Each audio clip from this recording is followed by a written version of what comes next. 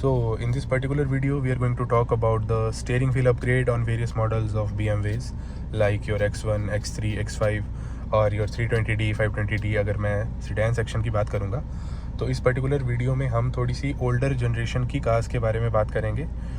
तो जैसे ये वाली जो पर्टिकुलर कार है, this is your X1 2017 model.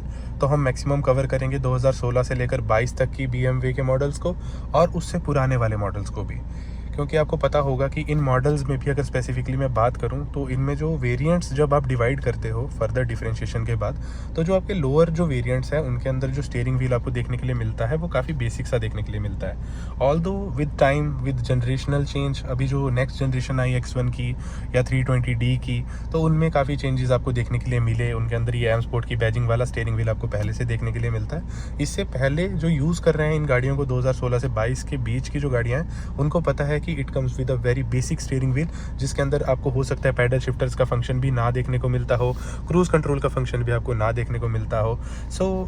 इस कार में जिसमें मैं बैठा हूँ, this is X1 F48 international name की अगर मैं बात करूँ, सेकंड जनरेशन था X1 का, और इसके अंदर जो स्क्रीन थी वो भी काफ़ी बेसिक थी और ये जो स्टीयरिंग था ये तो बहुत ही बेसिक था। इसके अंदर आपको क्रूज़ कंट्रोल नहीं मिलता था, पैडल शिफ्टर नहीं मिलते थे। तो अगर आप भी ऐसी कोई कार यूज़ कर रहे हैं तो उसके अंदर आपको जो स्टीयरिंग व्हील अगर अपग्रेड करना है तो you can definitely do it. But the question arises here is that कि उसके बाद क्या ये पैडल शिफ्टर काम करेंगे, क्या ये क्रूज़ कंट्रोल काम करेगा, या अदरवाइज जो बाकी बटन्स आपको देखने के लिए मिल रहे हैं जैसे M1, M2, क्या ये काम करेंगे। पर्टिकुलरली ज़्यादा टाइम वेस्ट ना करते हुए डायरेक्ट बात करते हैं। तो बाहर मार्केट से आपको स्टीयरिंग व्हील मिल जाता है पैडल शिफ्टर्स वाला। अब आप इसको प्लग एंड प्ले की तरह अपना पुराना स्टीयरिंग व्हील निकालते हो, नया स्टीयरिंग व्हील लगाते हो।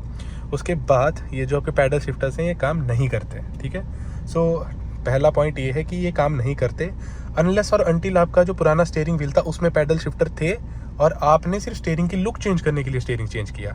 लेकिन अगर उसमें पैडल शिफ्टर नहीं थे तो फिर आपको जो स्टीयरिंग चेंज आपने किया है उसमें जो पैडल शिफ्टर हैं, अगर आप चाहते हैं वो काम करें तो इसके लिए क्या करना पड़ता है, आपको कोड करना पड़ता है पैडल शिफ्टर्स को।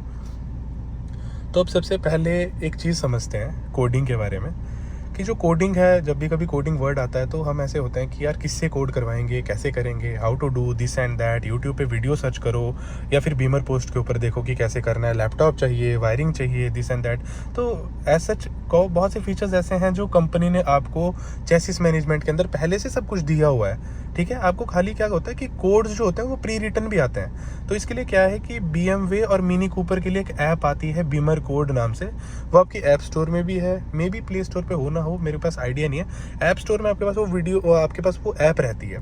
तो उस पर्टिकुलर ऐप से और एक छोटे से OBD टूल से you can wirelessly code many features of your car जो कि प्रेजेंटली काम नहीं कर रहे हैं, ठीक है। And these paddle shifters are one of those features, ठीक है। तो अब इसमें क्या है कि आपने एक स्टीयरिंग व्हील लिया पैडल शिफ्टर्स के साथ, आपने उसको प्लग एंड प्ले कर दिया। आपको जिससे आपने ख़रीदा है, सेलर आपको कहता है कि ये थोड़ी देर में काम करेगा, ऐसा कुछ नहीं है मेरे दोस्त। ये तभी काम कर लेता है जैसे ही आप इसको इंस्टॉल करते हैं, अगर आपकी गाड़ी कोडेड होगी तो सबसे पहले हम बात करते हैं कि हमने स्टीयरिंग व्हील लगाया, उसके बाद इसमें बहुत से बटन्स थे। तो ये जो M1, M2 आप देख रहे हैं, हो सकता है किसी स्टीयरिंग व्हील में आपको मिले ना मिले, तो ये काम नहीं करेंगे, डमी बटन्स हैं। लिमिटर फंक्शन है, स्पीड वाला लिमिटर, वो पहले भी काम करता था, अब भी काम करेगा। ये जो आपका ये आप देख रहे हो up and down track change करने वाला ऑप्शन, ट्रैक नहीं, लिमिटर को चेंज करने वाला, स्पीड लिमिट को अप डाउन करने वाला काम करेगा। म्यूजिक के कंट्रोल्स, ऑडियो के कंट्रोल्स ऑलरेडी जो वर्किंग थे सारे काम करेंगे। अब इसकी बात करेंगे पैडल शिफ्टर की, तो अगर हम वहाँ पे जाकर बीमर कोड से इसको डायरेक्टली कोड करते हैं तो ये भी काम करेगा, ठीक है। अब इसमें क्या है कि जिन्होंने 16 से लेकर 22 तक की X1 चला रहे हैं, 320 चला रहे हैं, कुछ भी गाड़ी है, तो उनके तो काम कर लेंगे। क्योंकि क्या था, यहाँ से एक वायर होती है, सिंपली अगर बताऊँ साधारण भाषा में, तो यहाँ पे एक छोटी सी पतली सी वायर है। यहाँ जो आपका एयर बैग रहता है, एयर बैग के पीछे क्लॉक स्प्रिंग रहता है, क्लॉक स्प्रिंग के अंदर होती है पिन्स। तो वहाँ पे बोलते हैं कि एक पिन हो, मान लिया 3 नंबर, मतलब उतना आपको डीप जाने की ज़रूरत नहीं है। वहाँ से वो जो वायर है वो जाती है डायरेक्ट आपकी कहाँ पे, आपके फ्रंट इलेक्ट्रॉनिक मॉड्यूल में। ऑल्दो उस पर भी थोड़ा सा बाद में आएंगे क्योंकि इन गाड़ियों में अब फ्रंट इलेक्ट्रॉनिक मॉड्यूल खत्म हो गया था। इनमें आता था बॉडी डोमेन कंट्रोलर, जो कि एग्जैक्टली मतलब FEM ही है, बट उसको इंटीग्रेट कर दिया आपके BDC के अंदर। तो वहाँ पर जाकर वो तार वहाँ कनेक्टेड है, वो करती है भाई जी पैडल शिफ्टिंग, ठीक है। तो अब क्या होता है कि अगर आपके पास वो वायरिंग ही नहीं है सपोज, तो फिर तो ये पैडल शिफ्टर कोडिंग के बाद भी काम नहीं करेंगे। तो अब यहाँ पे क्वेश्चन एक और उठता है कि क्या वो वायरिंग करना मतलब बहुत टफ है, कहीं करवाना पड़ेगी यार, इंडिया में है, कहाँ करवाएंगे, किससे करवाएंगे, हर कोई तो जा नहीं सकता, साउथ भी नहीं जा सकता, ठीक है, केरला में मॉडिफिकेशंस बहुत होती हैं, तो हर जगह आपको काम करने वाले मिलते हैं। लेकिन सेंट्रल इंडिया में, ऊपर नॉर्दर्न इंडिया में, हाँ हैं बंदे, मैं नहीं कह रहा कि नहीं है, बट अगर आप किसी ऐसी जगह से हो कि भाई नहीं मूवमेंट कर सकता, नहीं जा सकता, तो अगर आपको वो तार भी डालनी होगी ना, तो कोई पतली सी तार पुराने किसी मतलब जंक यार्ड से कहीं से जो वायरिंग होती है ना, वहां से निकाल के मैं बता दूंगा कौन सी पिन से कहाँ कनेक्ट करना है, आपके पैडल शिफ्टर्स तब भी काम कर लेंगे, ठीक है, बट कोड करने के बाद। तो ये तो हो गई एक बात। अब जिनके पास वायर पहले से है, अगर उनको चेक करना हो कि वायर उधर है या नहीं, तो वैसे बता दूं कि इन मैक्सिमम गाड़ियों में वो वायरिंग पहले से प्री इंस्टॉल्ड आती है। तो वो ब्राउन कलर की केबल रहती है, pin number 3 to pin number 5, और चेक करने के लिए यहाँ ये वाला जो कैप दिख रहा है, ये ओपन करते हैं हम, ठीक है, इसके अंदर से निकलते हैं बहुत सारे केबल कनेक्टर, वहां से एक कनेक्टर को निकाल के उसके अंदर पिन गिन के, अगर वहां पे वो पिन दिखेगी तो मतलब वो तार वहां से गई है यहाँ तक, तो आपके पैडल शिफ्टर काम करेंगे। तो ये तो हो गया पैडल शिफ्टर। अब बात करते हैं कोडिंग कैसे करनी है। तो देखो, बाहर कोड करवाने जाओगे, कोई दोस्त है आपका फ्री में करके देते तो अच्छी बात है, अदरवाइज आप जो बीमर कोड ऐप की मैं बात कर रहा था वो फ्री नहीं है, ऑब्वियसली उसमें इन ऐप परचेजेज आर देयर। सो 6,000 रुपये की आपकी लाइफ टाइम परचेज रहता है बीमर कोड का, बहुत अच्छी एप्लीकेशन है। एक चीज़ कोड करवाने जाओगे 6,000 देने से अच्छा है बीमर कोड ही परचेज कर लो, 6,000 रुपये की वो आ जाएगी। और जो स्कैनर रहता है, मेरे ख्याल से एंड्रॉयड के लिए अलग स्कैनर्स रहते हैं, iOS पे अगर बीमर कोड यूज़ कर रहे हो तो 2, 4, 5 स्कैनर हैं, 2,000 से लेकर 3,000, 4,000 अलग अलग रेंज के। चीप वाला स्कैनर भी काम कर लेगा क्योंकि खाली कोड ही लिखना है उसको, ठीक है। तो अभी क्या रहता है कि लोग डरते हैं कोड करने से कुछ हो जाएगा, कुछ नहीं होता। ये जो बीमर कोड ऐप है इसको यूज़ करने के लिए इसीलिए बोल रहा हूँ क्योंकि पहले तो ये कोड का बैकअप बनाती है, जिस कोड को ये मॉडिफाई करेगी या नया कोड लिखेगी कहीं पे, तो पहले पूरा कोडिंग के डाटा का एक बैकअप लेगी, फिर अगला कोडिंग डाटा जल्दी से लिखेगी। आपका जो ECU है रिस्टार्ट होगा, ये सिस्टम आपका बंद होगा, यहाँ पे बहुत सी वार्निंग्स आती हैं उस टाइम पे, light failure, this and that. उसके बाद जैसे ही देखोगे तो कोडिंग होगी या पैडल शिफ्टर काम करेंगे। अभी बात करते हैं क्रूज कंट्रोल की, ठीक है। बीमर कोड वाला जो कंसेप्ट है, ऐप से कोडिंग कैसे करनी है, अगर किसी ऐसे इंसान तक, ठीक है, मेरी वीडियो पहुंचती है जिसको कोड करना है, स्टीयरिंग अपग्रेड किया है, शिफ्टर्स काम नहीं कर रहे और वो चाहता है काम करें, तो डायरेक्टली मुझे कांटेक्ट कर देना। मैं स्क्रीन रिकॉर्डिंग ही शेयर कर दूंगा कैसे कोड करना है। ऑल्दो यूट्यूब पे वैसे मिल जाएगी फॉरेनर्स की, बस उस ऐप में दिक्कत ये है कि जर्मन लैंग्वेज में रहते हैं मैक्सिमम, जो एक्सपर्ट कोडिंग का ऑप्शन है वो जर्मन लैंग्वेज के अंदर है, तो वहाँ पर दिक्कत आती है। तो स्क्रीन रिकॉर्डिंग में शेयर कर सकता हूँ, जैसे करके करवा दूंगा, ठीक है। एक वो काम हो गया। अभी तो फिर हम यही बात कर रहे हैं कि काम करता है नहीं करता है, तो उसी टॉपिक पे स्टिक रहते हैं। Next is your cruise control. अब ये जो क्रूज कंट्रोल है ना, इसकी कोडिंग भी बीमर कोड से होती थी। अब मैं थी इसलिए बोल रहा हूँ क्योंकि 2016 से जो पहले के मॉडल्स हैं उनके अंदर जो फ्रंट इलेक्ट्रॉनिक मॉड्यूल था वो अलग आता था।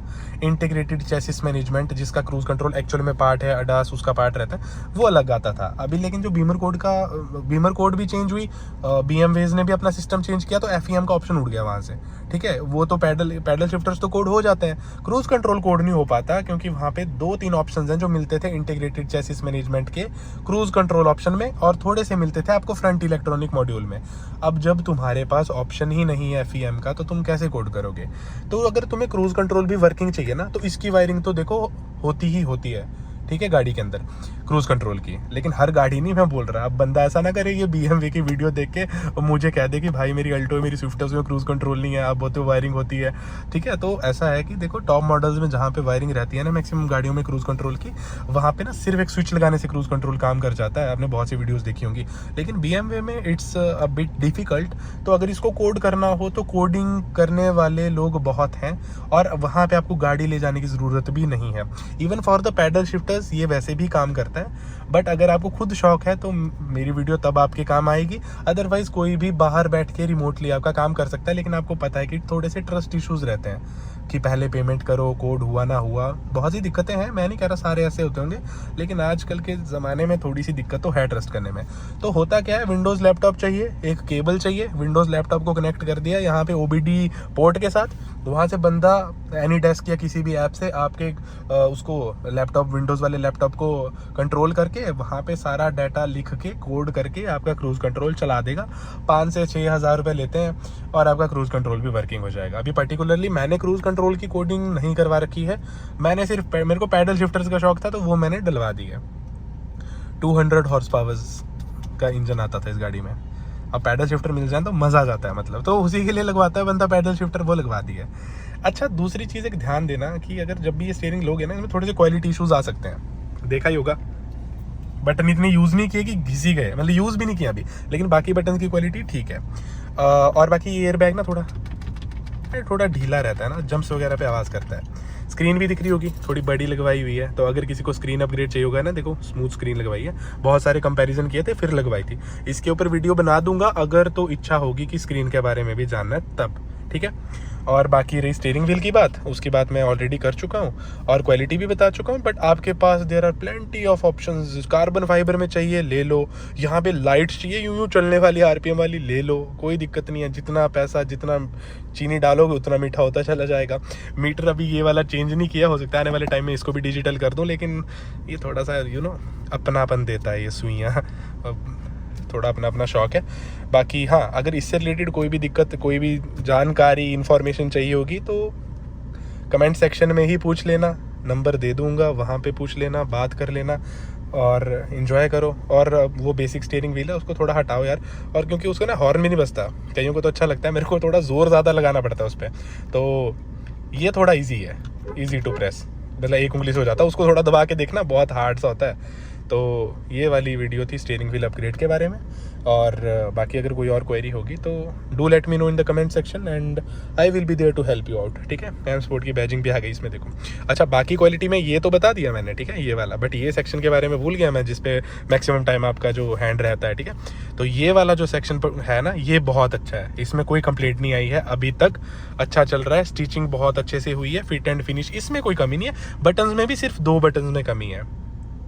एक ऑप्शन और बताना भूल गया था, जो पुराना स्टीयरिंग व्हील है, किसी ने और कम पैसे खर्चने हो, अली एक्सप्रेस पे बटन्स मिल जाते हैं, ये पैडल शिफ्टर्स अलग से, ठीक है, अली एक्सप्रेस चाइना से, ठीक है। तो वहाँ से मंगवा कर, बट उसमें क्या है कि स्टीयरिंग खोलोगे, ड्रिल करोगे, फिर इनको अटैच करोगे, थोड़ा मुश्किल चला जाता है। तारें वैसी ही अंदर ही लगनी है, क्लॉक स्प्रिंग के उधर स्टीयरिंग इसके पीछे, एयर बैग के पीछे 2 पिन्स होती हैं, वहाँ पे क्लॉक स्प्रिंग के पास वहीं लगनी है, लग जाएंगी, इशू नहीं है, थोड़ा सा मुश्किल हो जाता है। और वैसे भी पुराना घिस गया होगा स्टीयरिंग, तो चेंज ही करवा लो, ज़्यादा अच्छा है आपके लिए, ठीक है। So okay, bye bye, take care.